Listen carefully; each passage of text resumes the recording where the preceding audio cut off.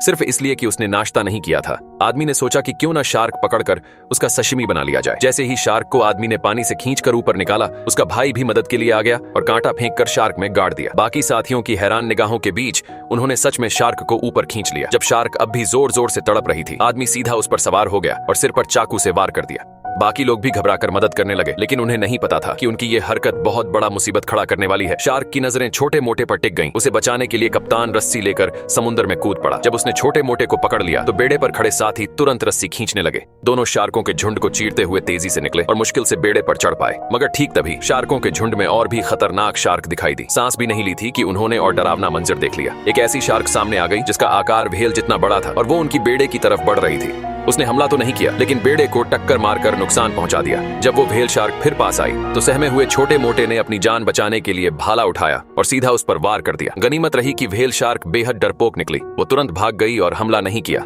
सबने राहत की सांस ली, लेकिन तभी उन्हें असली खतरे का पता चला। बेड़े का निचला हिस्सा लंबे समय से भीगने की वजह से बुरादे में बदलने लगा था। अगर अब समुद्र में तेज लहरें उठी तो पूरी नाव चूर चूर हो जाएगी। बेड़े पर बैठे सब लोग अब बस यही दुआ कर रहे थे कि मौसम खराब न हो।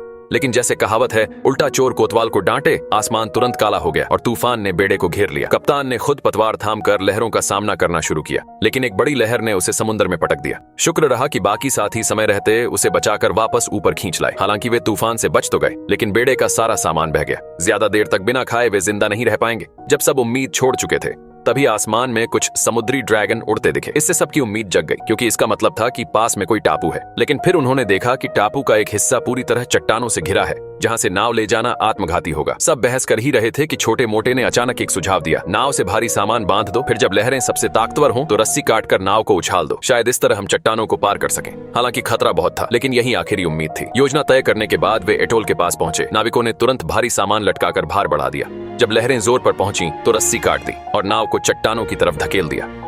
और वाकई लहरों की मदद से वे चट्टानों को पार कर गए और उस हरे भरे टापू पर पहुंचने में सफल हुए।